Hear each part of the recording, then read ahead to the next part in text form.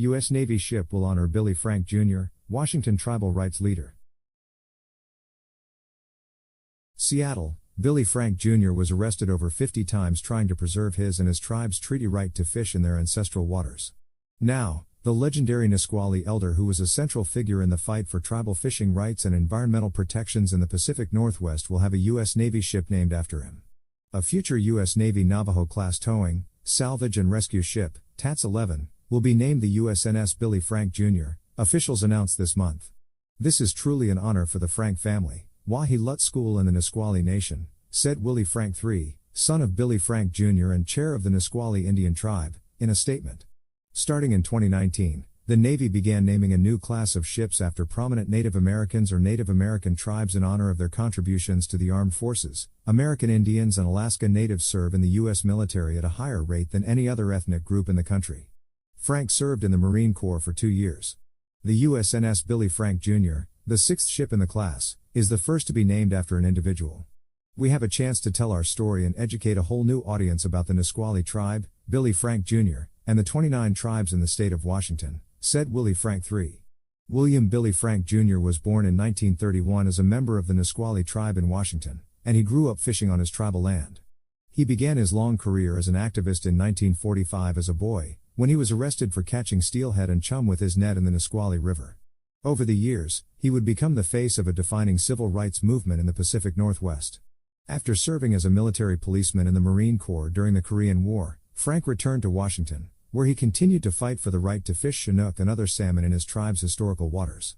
Despite 19th-century treaties guaranteeing Northwest tribes access to historical waters, commercial and sport fishing had led to a drop in stocks at local salmon fisheries. In response, state game agents began harassing and targeting tribal fishermen, including Frank and his father. Over the years, Frank and others staged fish-ins at the Washington state capitol, protesting the arrests and raids against indigenous fishermen blamed for the decline. That organizing culminated in a landmark decision in 1974, when U.S. District Judge George Bolt affirmed the tribe's right to half of the fish harvest, as well as the country's obligation to honor treaties. That ruling was extended to the harvest of shellfish in 1993. He'll stand with all the great Indian names of the past 2 centuries in the Pacific Northwest and across the nation, his longtime friend Hank Adams told the Seattle Times in 2014. His is a name that will stand out in the future for all he's given to Indians and the world. Frank would go on to serve as chair of the Northwest Indian Fisheries Commission for over 3 decades and receive numerous accolades. In the later half of his life, Frank turned his activism toward protecting forests and salmon streams from excessive timber harvest and development. He died in 2014 at age 83. A statue of Frank is set to be placed in the Statuary Hall in the U.S. Capitol, a revered civic space where each state is represented by 2 figures deserving of national commemoration.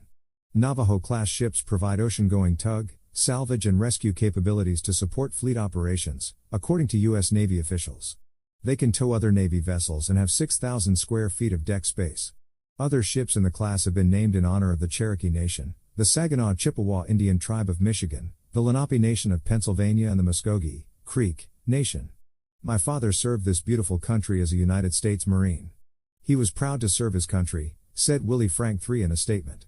As chairman of the Nisqually tribe, we want to thank the United States Navy for recognizing and honoring our Nisqually veteran, father and uncle. See 2023 The Seattle Times. Visit the Seattle Times at www.seattletimes.com. Distributed by Tribune Content Agency, LLC.